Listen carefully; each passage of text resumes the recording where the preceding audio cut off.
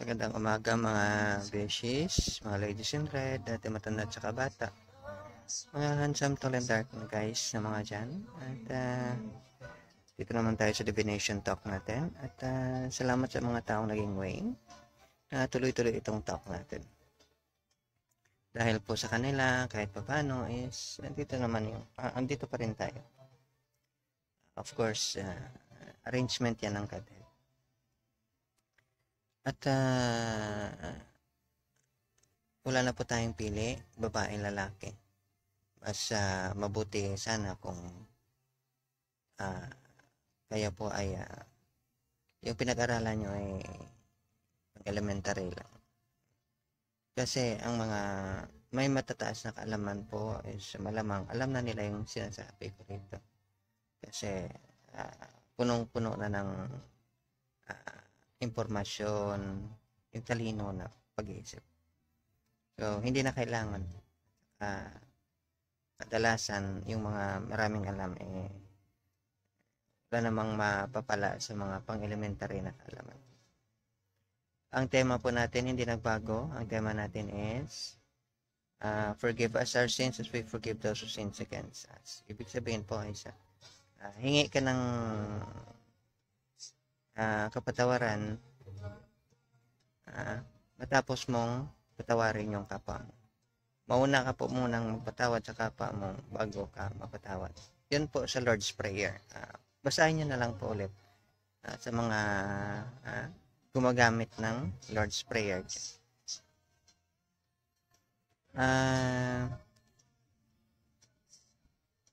Ang ano natin po is ito po yung basihan para magkaroon po ng kapayapaan or peace.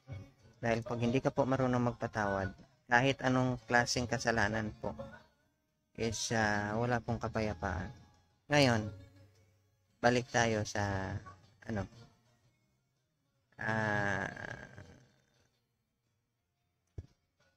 yung dati nating napag-usapan tungkol sa relationship po.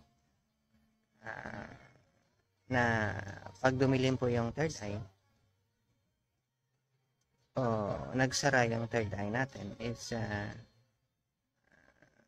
lahat po ng kasamaan pangit sa mundo is yun lang po na nakikita natin. Kasi pag bukas lang po yung third eye ng isang tao, may surat-syapad siya sweet melody salin sa melody is na nilagay ng sadhu or saintly na tao, truthful, righteous, or mga guru, acharya, at saka mystic mentor.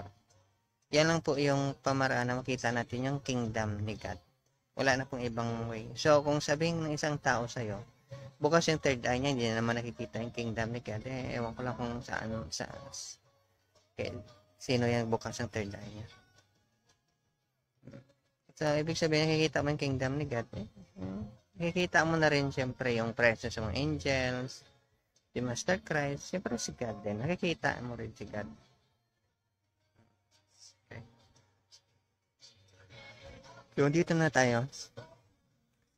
Ngayon, gusto ko lang pong mag-reflect muna tayo sa mga mababa yung napag-aralan. Mag-reflect po tayo. Kasi may mga ang tawag dito mga presumption sa legal practice ginagawa niyan. Kung sa research assumption, pero parang presumption yan. Parang mga bagay na tanggap mo na hindi pwedeng hindi mo tanggapin. Kasi kung hindi mo matanggap, ang mangyari, parang baliwala yung mga kasunod na mga natutunan. Una, is tanggap natin na yung Godhead po, kung sino man ang tawag mo, si Allah, si Krishna, Yahweh, or sino man, is alam niya po lahat ng bagay. So ngayon, kung hindi mo matanggap yung idea na alam niya lahat ng bagay, ganito po yung mangyari. Papasok sa isipan po natin na may problema tayo, hindi alam ng Godhead yung problema natin. At saka kung ano po yung mangyari sa bukas, after 10 years, after 20, 30, after 100 years, hindi pa po alam ng Godhead yan. Yan po yung mga maling idea. So, yung tamang idea dyan is,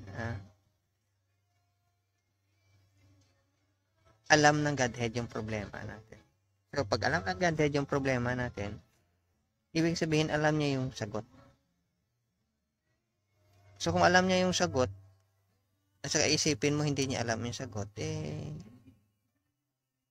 kung tawag mo sa sarili mo is mananampalataya ka, believer ka, Christian ka, or Muslim ka, or Vaishnava ka, sa isipan mo, hindi alam ng Godhead kung ano yung problema mo, baka disbeliever ka. Hindi ka talaga naniniwala sa kanya. Yung pangalawa is, alam niya kung ano yung mangyayari. So, kung iniisip mo na hindi niya alam yung mangyayari, ganun din, disbeliever ka rin. So, ngayon, ito yung isa ka pinaka-common. May mga concern tayo bawat isa. So, ang presumption diyan is alam ng Godhead yung concern natin. Alam niya yung sagot.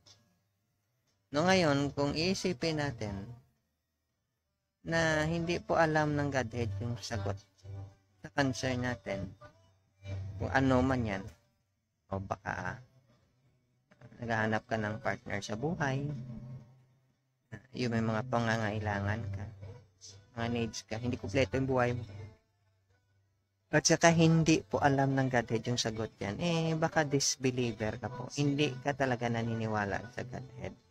Kasi kung naniniwala ka sa Godhead, alam niya na po yung sagot.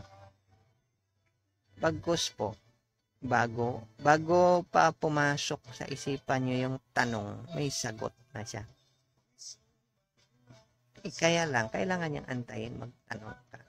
So, akala ng iba, para yung baka modern management, kikilos lang yung mga tao sa kung saang private or public o gobyerno kung may mangyayari.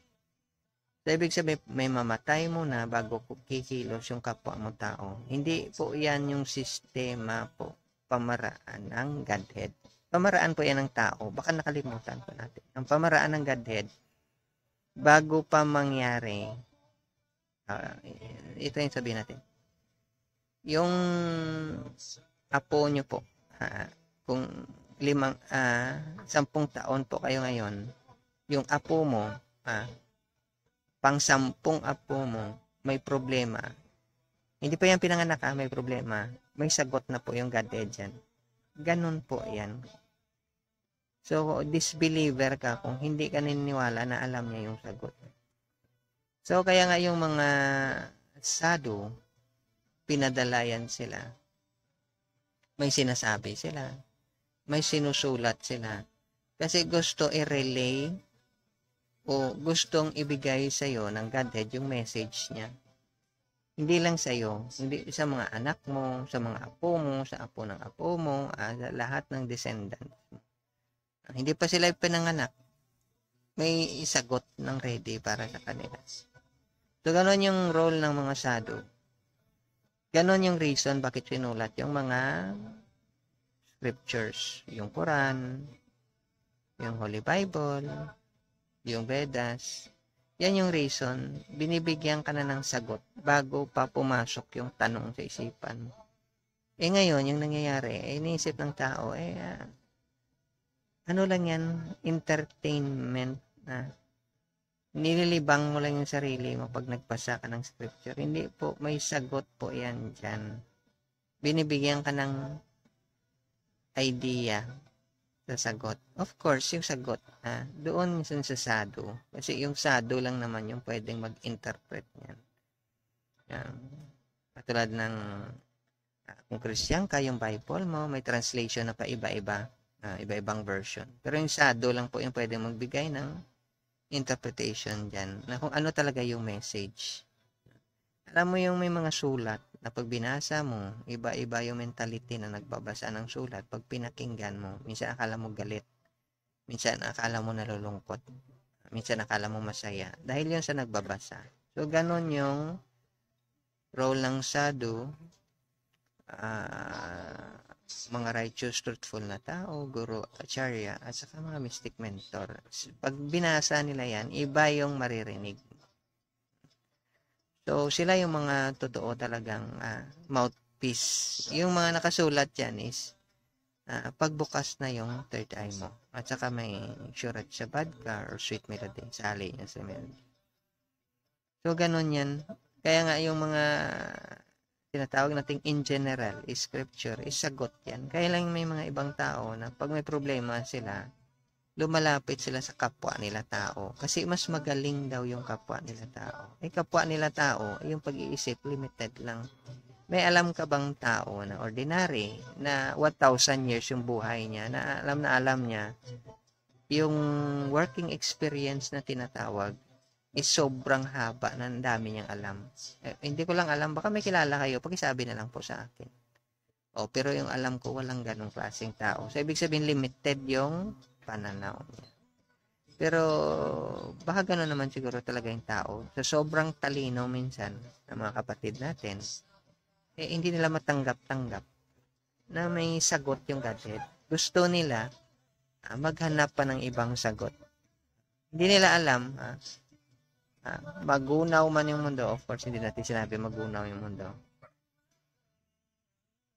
May sagot yung Godhead.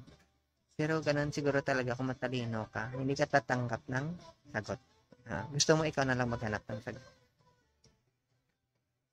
So ngayon, balik tayo sa story sa Garden of Eden. Ngayon, meron mga dito, minsan kung titingnan mo yung scripture para makakuha ka ng inspiration. So, para naman mapalakas yung loob. Kasi pag mayroon kang issue o concern sa sarili mo, kailangan mo ng sagot mula sa Godhead. Ito po pala, may nabako ko makalimutan. Yung Godhead po is perfect. Ibig sabihin yung sagot niya, perfect yan. So, kung lalapit ka sa kapwa mo tao, o sino mong 10 yung PhD niya, 100 years yung working experience niya, imperfect pa rin po yan. Kung na-brainwash ka or sinanay ka sa idea na dapat yung sagot sa problema mo is imperfect. Dapat yung sagot sa problema mo is dagdag problema. Hindi po yan. Hindi po yan pananaw o pag-iisip ng mga matatalinong tao. Dapat yung sagot sa tanong mo, problema mo, perfect. Pag hindi perfect, huwag ka na maghanap ng sagot. I-brainwash mo na yung sarili mo na baka walang sagot nga. So ngayon, ito po. Kung mahilig kayo magbasa ng scripture niyo po, dahil Christian kadalasan nakikinig sa atin, ito po yung sinasabi dito. Susulat ni Peter. Ang salita po ng Diyos, mananatili hanggang sa katapusan. Namatay ka na, dyan pa rin yung salita niya. So, ibig sabihin, pag may problema po kayo, concern kayo, ibig sabihin, permanent yung sagot niya. Hindi po yan katulad sa isang tao na, teka sandali, i-adjust muna natin. Teka sandali, baguhin. Hindi po yan. Pag nakaset na yan, pag sinabi na ng Godhead, fix na po yan. May mga instances dyan na parang akala mo nagbabago-bago yung pag-iisip ng Godhead. Hindi po. Yun lang po yung akala natin. Kasi yung minsan nangyayari dyan, hindi perfect yung guide mo. Yung sadhu na nag-guide sa'yo, kunwari daw sadhu is imperfect. Kaya akala mo may conflict. Wala pong conflict yan. Nasa isipan po natin yung conflict. So ngayon, ito yung kwento dito. Since permanent ito, yung kwento tungkol sa story, sa Genesis, kay Adam at saka Eve, permanent yung meaning niyan. Ibig sabihin, yung lesson diyan permanent. Si Adam, si Eve, at saka silang dalawa. Okay. Si Adam, naging anak. Si Adam, naging lalaki. Si Adam, naging husband siya. At si Adam, naging tatay. Magulang. Same din po si Eve, naging anak. Naging babae, naging asawa. At saka naging nanay. Tingnan niyo yung story. Bago maging nanay si Eve, biglang maging tatay si Adam. Dito po sila nagkasala sa stage nila na naging mag-asawa sila. So, yung napupulot po natin ito, yung insight po, is kung ikaw is anak ka na babae o lalaki at ang dami mong kapalpakan sa buhay, hindi pa po yan. Nag-aaral ka pa lang po. Ganun po. Pumasok yung kasalanan dahil naging asawa na si Eve. So, alam niya naman siguro yan sa modern times natin kung ano nangyari. Lumabas po yung anima niya. Minsan yung interpretation ng iba dyan is nagkaroon ng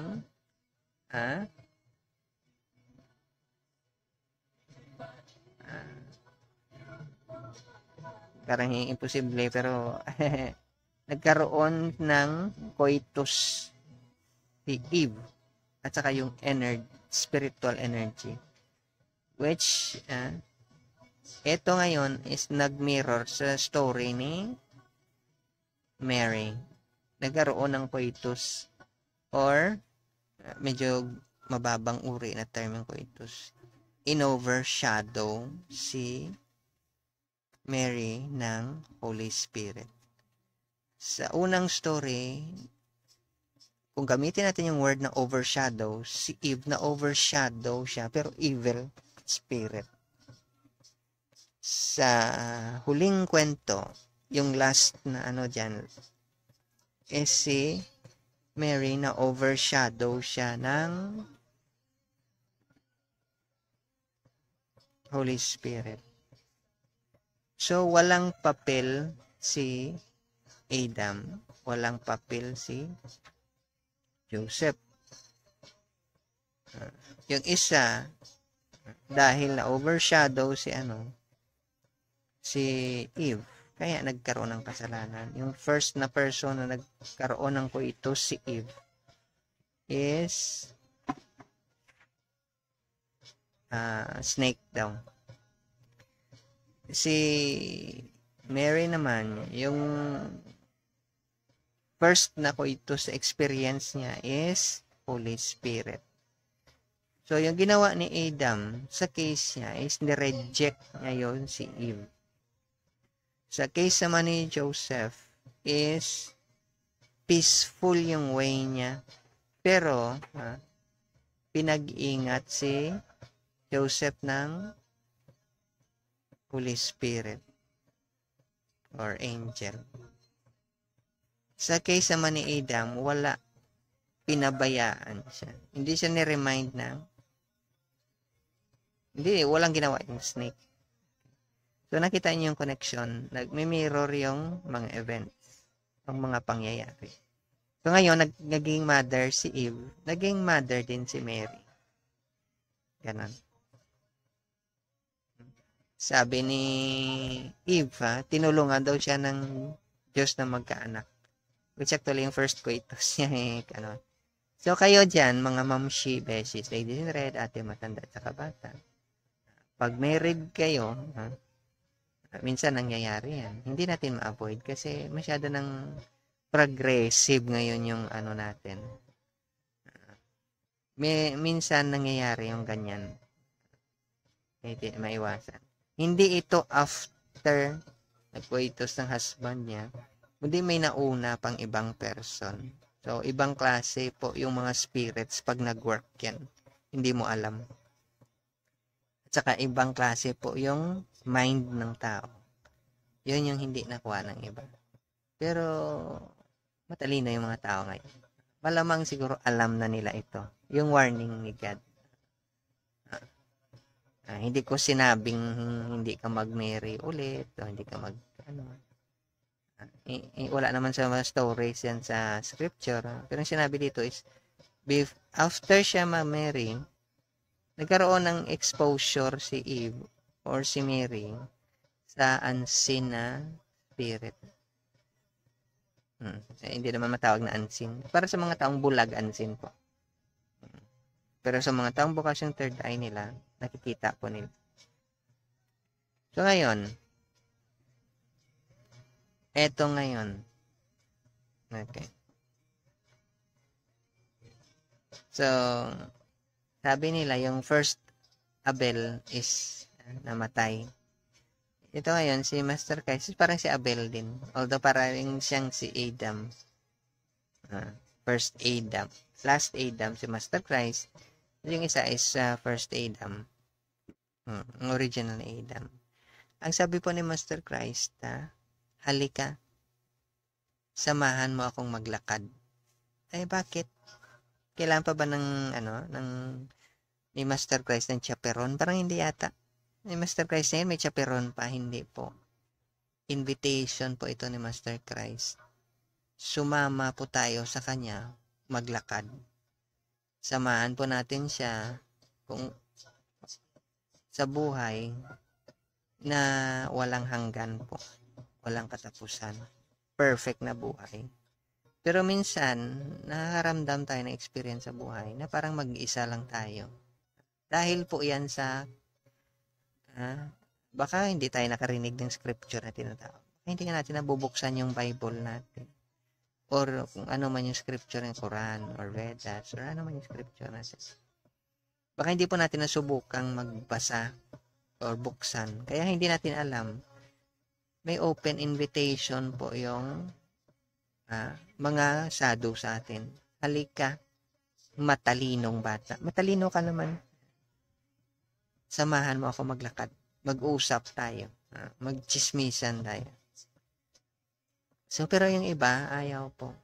Kaya nga naisip natin, minsan, may mga iba sa atin, naisip, parang pinabayaan na yata ako. Wala nang nakaalala sa atin. Hindi po, may open invitation.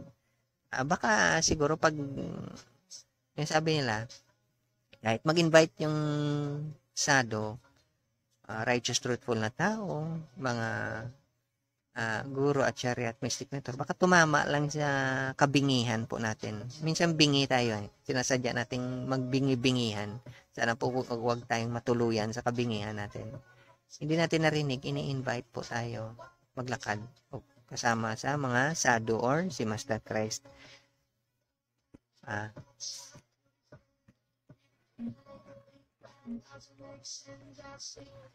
Kaya nga po sabi dyan is walk with me. Ganon yan. Ngayon, ito yung isa sa mga sinabi ni Master Christ. Tayo po, pag iniwan natin yung katawang lupa natin. Katawang lupa, kasi yung sustenance po, pinanggagalingan ng ano yung katawan natin. Mula sa maliit hanggang matanda. Nakukuha po natin yung pagkain natin, food, sa lupa. Lupa, ibig sabihin dito sa mundo. So ngayon, ang sabi ni Master Christ, babalik po tayo sa katawan ng mga anghel, divine beings. Paano nangyari yon? Yung mga divine beings pa nanganganak? Hindi po nanganganak yung mga divine beings. Nag-aasawa po ba sila? Hindi po nag-aasawa yung mga divine beings. Walang asawa yung mga angels po. Makikita niyo dyan sa Matthew. So, ibig sabihin, magkasama lang po tayo, anak mo, asawa mo, bahala akong ilan yung asawa mo dyan. Friends mo, wala po kayong connection dyan. Kasi mga separate po na spirits tayo. Sinabi na po ng Godhead yan. Pero yung ibang tao, ayaw pa rin man yan. Alam mo, ganun talaga pag matalino ka. Sinabihan ka na ng estado na nakalagay na sa scripture, ayaw mo pa rin na, alam mo, kahit na ipokpok pa, pulbos pa yung scripture sa ulo mo, sa kapupokpok, hindi ka pa rin makaintindi. Baka ganun talaga pag matalino ka. Wala lang space kasi yung utak. Ganun talaga minsan. So, sinabi dyan, hindi, yung corollary na tinatawag, ang nakakabit na idea dito, wala ka pong pag-aari. Hindi mo pag-aari yung mga anak mo, hindi mo pag-aari yung asawa mo, hindi mo pag-aari yung magulang mo, mga kaibigan mo, hindi mo po pag-aari. Ipokpok nyo po yan sa ulo nyo. Para lumambot naman kahit pa paano. Dahil sila po is mga separate po sila. Iba po. Kaya ang tawag sa atin, hindi po controller, hindi po master. Ang tawag sa atin mga stewards. Pinapaingatan sa atin. So, hindi mo po kinokontrol yung asawa mo, yung friends mo, yung anak mo po. Na kung bilib na bilib ka sa sarili mo dahil sobrang talino mo, kayang-kaya mo. Parang Tower of Babel, kaya mo abutin yung talino ng Diyos o yung Godhead, o si Allah, or sinong tawag mo sa Kanya, si Krishna. Akala mo, alam mo kung paano mag-steward sa kanila. Hindi po. Ang steward po, sumusunod lang po yan sa instruction ng master, ng sadhu, mga righteous na tao, mga guru, acharya, at saka mystic mentor. Ang steward po, taga-sunod, hindi po amo, hindi po bossing, hindi po Diyos, yung steward. Sana po ipokpok niyan sa ulo nyo. Steward ka po. Ibig sabihin ng steward, antayin mo muna yung instruction ng Godhead sa iyo. Kasi, ang taong hindi marunong magsunod ng instruction, boss po yan. Hindi ka po boss, steward ka po. So, kung ang masasabi ko lang po, bawas-bawasan nyo po yung kayabangan nyo. Meron pa pong boss na mas mataas sa atin.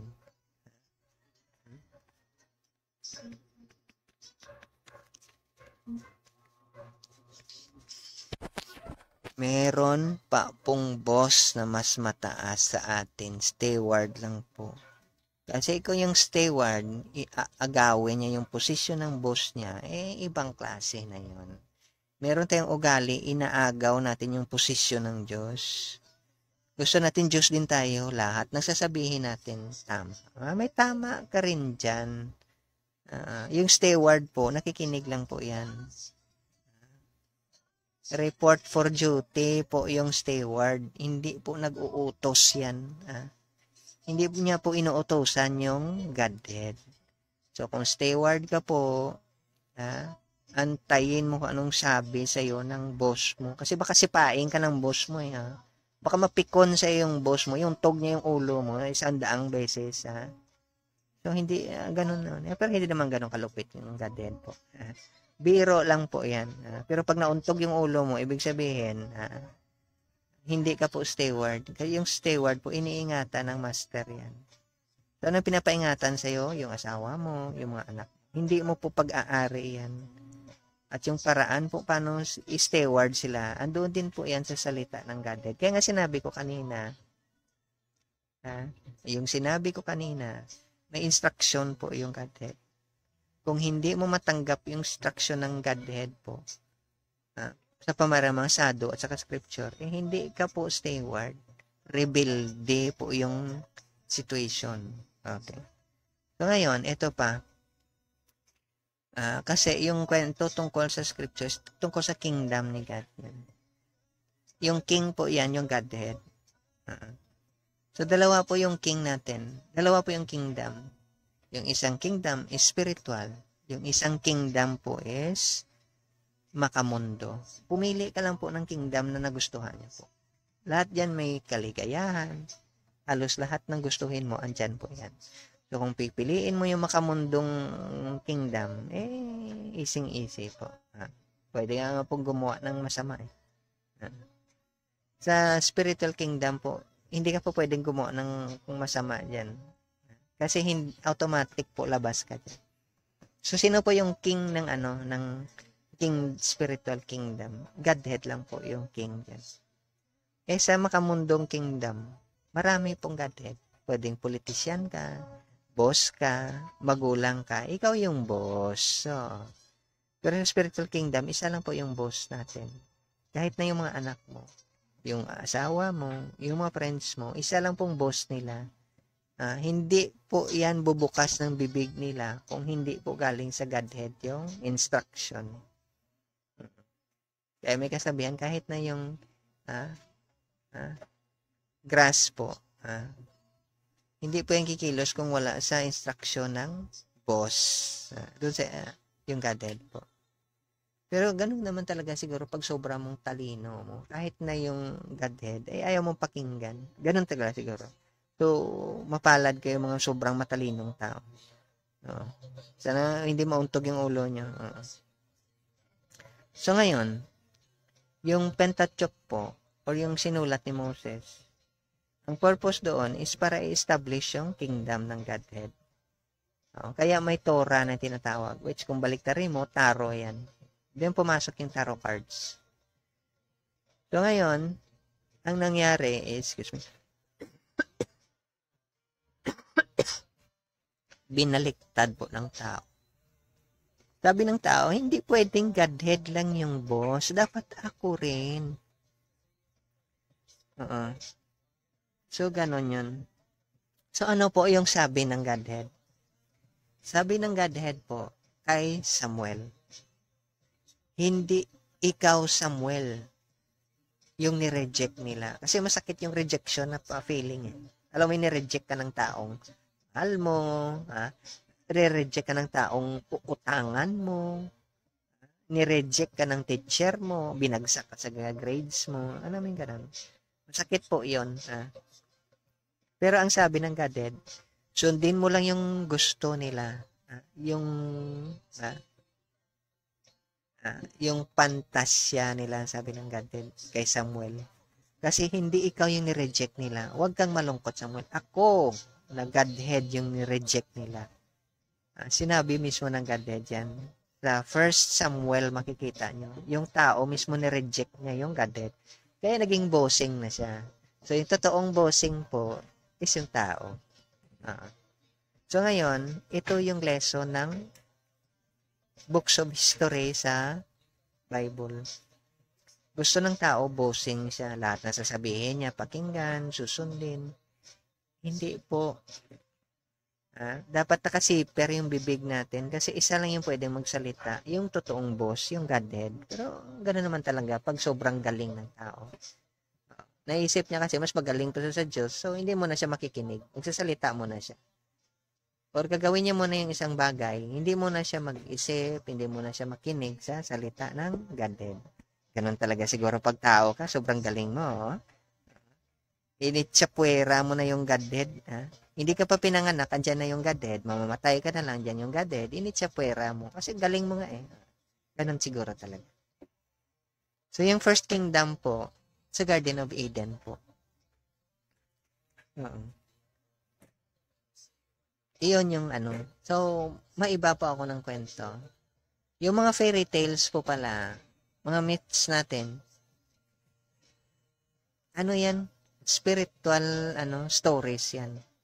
So, ano yung fairy tale ng First Kingdom or Garden of Eden? Ito po yung sinasabi nating Snow White and the Seven Dwarfs.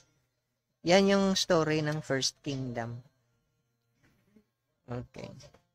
So, ngayon, balik tayo sa tarot cards. Yung tarot cards po, kita nyo, may mga may mga suit alas hanggang sa king. Tapos may sa minor arcana, may major arcana yun. So, yung progress po ng tao, so consciousness niya po, yan yung suit. So, may 4 na suit, may 4 na characteristics na ginagamit yung isang tao. So, anyway,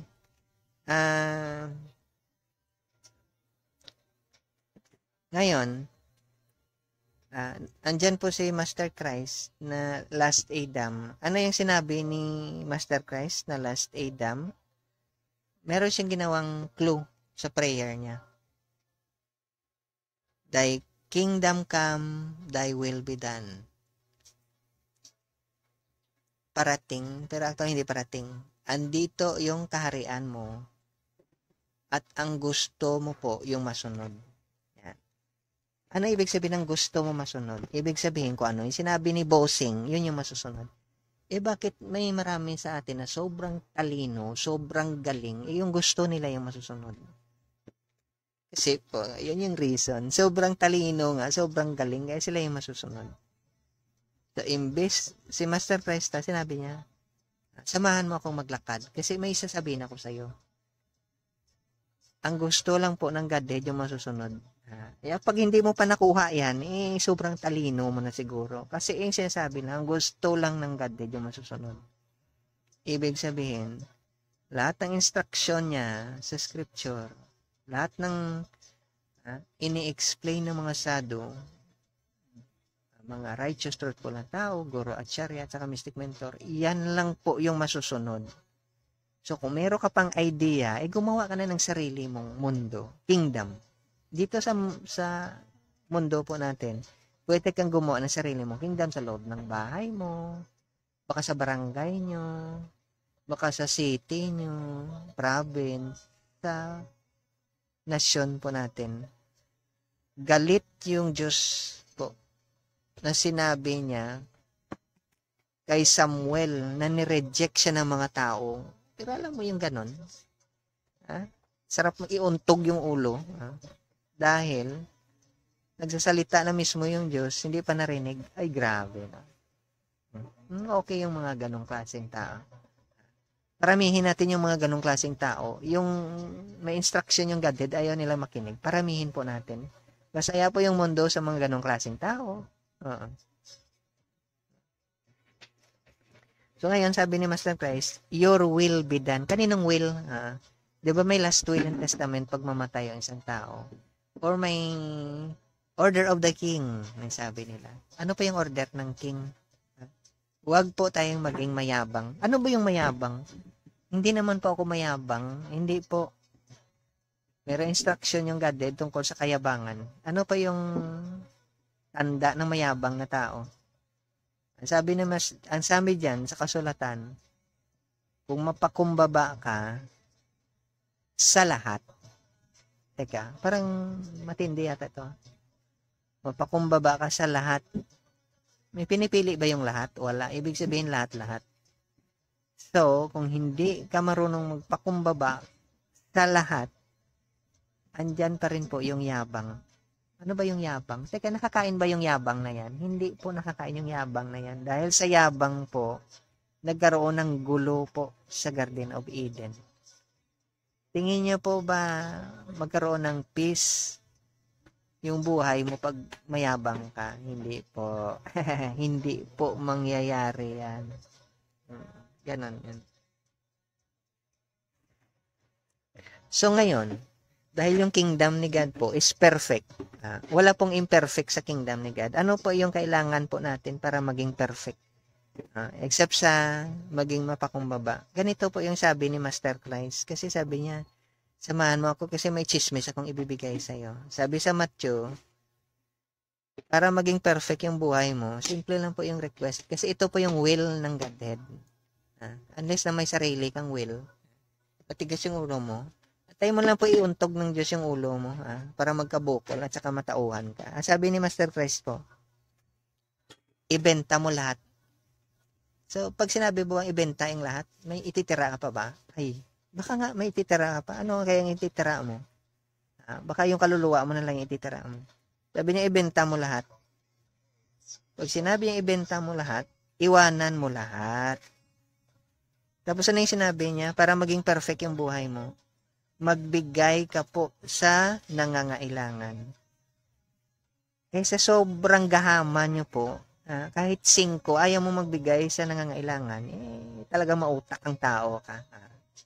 Napakautak mo talaga. Kasi yung instruction ni Master Christ, yung will ni God, is magbigay ka sa nangangailangan, ayaw mo magbigay. Napakautak mo talagang tao. Wise ka. Kaya nga siguro na inis yung Diyos, is sobrang wise mo. Kasi yung kayamanan nyo po, wala sa lupa. Ito lang po yung mga sumusunod kay Master Christ. Ano yung last na instruction niya? Sumama ka sa akin. Paano ka ba sasama kay Master Christ? Namatay na yun. Hindi po namatay si Master Christ. Sa katauhan po ng mga sado, mystic mentor, guro, acharya, at saka mga righteous na tao, nabubuhay po si Master Christ. Samahan niyo po sila sa buhay na sinasabuhay nila. So, 3 lang po. Ibenta niyo lahat. Tulungan yung mga nangangailangan. At sundin mo po siya. Na walang pili po babae at saka lalaki po. So, tandaan niyo po, yung una pong nagkasala si Eve. Hindi po si Adam. Okay. So, ngayon, sa case ni Mary at saka ni Joseph, nagkaroon po silang dalawa ng guidance. Sa case po ni Eve at saka ni Adam, si Eve lang po yung ginawa ng kasalanan. Oo. So, ganun po. So, ngayon, member ka ng religious organization or ng temple, spiritual practice. Sabihin mo, nagpe-pray naman ako araw-araw, nagsisimba naman ako. Hindi po. Kasi ang sabi po ni Master Christ, obedience po. Ano yung obedience? Pag sinabi ni Master Christ, pag tumae ka, huwag kang magpunas ng puwet mo, yun yung gagawin mo. Pag kumain ka, huwag kang magugas ng bunganga mo, huwag kang magugas ng bunganga mo. Obedience po yan. Pag sinabi niyang lumundag ka sa bangin, lulundag ka po. Wala na pong dalawang pag-iisip. Yan yung sinasabi niya. Kaya nga, will. Your kingdom come, your will be done. Kasi obedience yan. Kasi, matalino na kasi tayo ngayon. Hindi tayo pwedeng marunong sumunod. Pag matalino ka, ganun ka talaga. Hindi ka mapasunod. So, ngayon, ano yung reward mo po? Dahil hindi ka marunong sumunod, hindi ka po pwedeng pumasok sa Garden of Eden ulit. So, kahit mag-promise si Master Christ sa'yo na ibalik ka niya sa Garden of Eden dahil rebellious ka, prodigal kang klaseng tao, hindi ka talaga pwede papasok. Kasi pag sinabi niyang, sandali lang pag tumae ka, huwag kang magpunas ng puwet mo. Ayaw mo makinig Nagpunas ka kasi para sa'yo malinis. Sinabi niya, huwag kasi ako magpupunas ng puwet mo. Ayaw mo makinig. Matalino kasi. Alam mo, kayang-kaya mo yung talino ng Godhead. Pag sinabi niya sa'yo, huwag mong gawin to, ginagawa mo. Pag sinabi niya sa'yo, gawin mo to, hindi mo ginagawa. Galing. Believe ako. So ngayon, sobrang talino mo, hindi ka marunong sumunod. Ang galing mo talaga.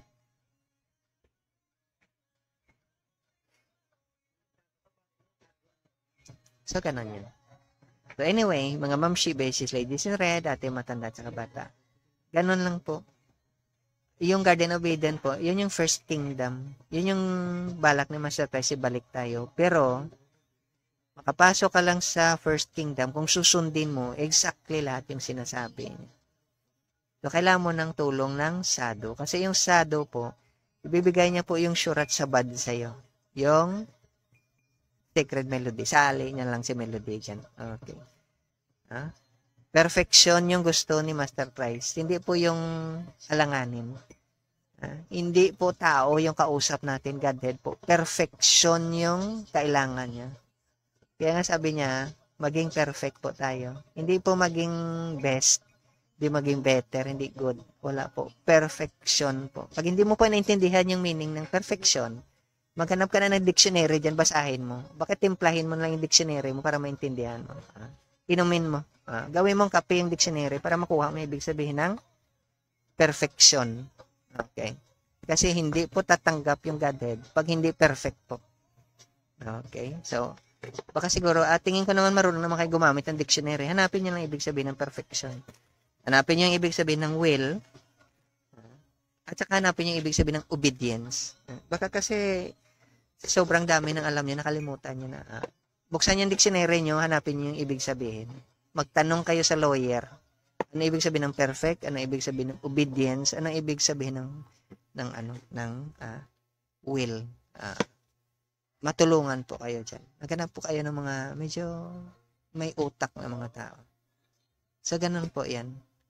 except po dyan sa perfection, except po sa obedience, except po sa pagsunod ng will niya, wala na pong ibang way. Love mo si Master Christ, kinakalaban mo naman siya. Ay, ang galing ng ganon. Baka gusto mo lang mag-practice. So, sige. Salamat sa time nyo. Sana po na may napulot kayong idea. Mga mamshi, beses, ladies in red, ate matanda at saka bata. Mag-isip-isip lang po tayo. Kasi tingin ko naman, sa mga matatilin nyo dyan, magaling naman kayo mag-isip. So, salamat po at sa susunod po. Sana sa mga mabuti lang po tayo. Thank you at bye-bye.